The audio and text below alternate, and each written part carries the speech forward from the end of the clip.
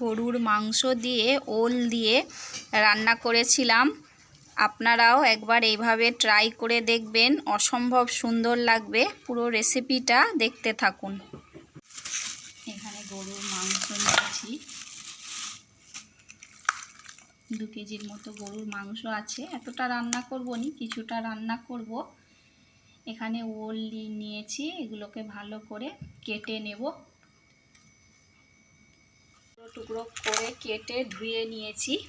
এখানে ওলটাকেও এরকমভাবে টুকরো টুকরো করেছি, আর আলুও দিয়েছি 2টো। এখানে পেঁয়াজ কুচি নিয়েছি, এখানে আদা রসুন কুচে নিয়েছি, এখানে গোটা গরম মশলা, গুঁড়ো মশলা আছে, এখানে কাঁচা লঙ্কা আর ধনেপাতা কুচি আছে।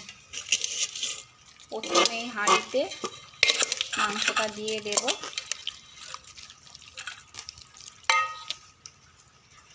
দিয়ে এতেই গোটা গরম মশলাটা দিয়ে দেব, লং, এলাচ, দারুচিনি, কাঠদানা আর তেজপাতা আছে। এতেই পেঁয়াজ কুচিটাও দিয়ে দেব।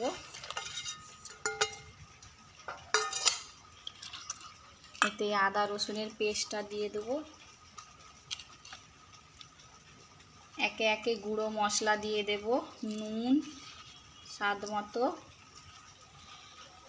হলুদ গুঁড়ো, লঙ্কা গুঁড়ো, ধনে আর জিরে গুঁড়ো দিয়ে এই কাঁচা লঙ্কাগুলো দিয়ে দেব। দিয়ে সাদা তেল দিয়ে ভালো করে এটাকে আগে হাত দিয়ে ম্যারিনেট করে কিছুক্ষণ রেখে দেব।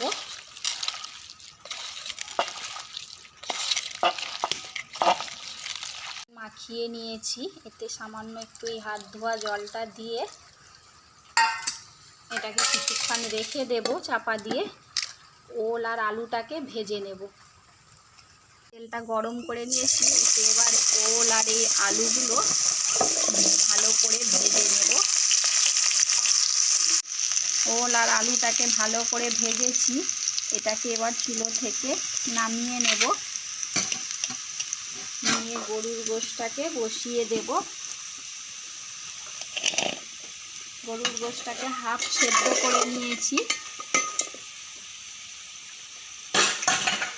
এতে এবার এই ভেজে রাখা ওল আর আলুটা এতে দিয়ে দেব।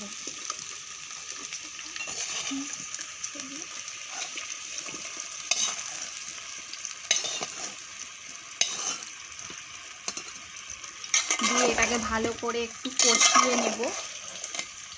ভালো করে ওল দিয়ে আলু দিয়ে মাংসটাকে কষিয়ে নিয়েছি। উপর থেকে এবার ধনেপাতা কুচি দিয়ে দেব। দিয়ে এতে এবার পানি দিয়ে দেব। দিয়ে আর ওলটাকে ভালো করে একটু সেদ্ধ করে নেব। ভাজতে ভাজতেই ওলটা হাফ সেদ্ধ হয়ে গেছে, তাই কম পানি দিয়েছি। এটা ভালো করে সেদ্ধ করে নেব। হয়ে গেছে, ওলটাও সেদ্ধ হয়ে গেছে। এর উপর থেকে একটু গরম মশলা দিয়ে দেব। দিয়ে এটাকে এবার চুলো থেকে নামিয়ে নেব।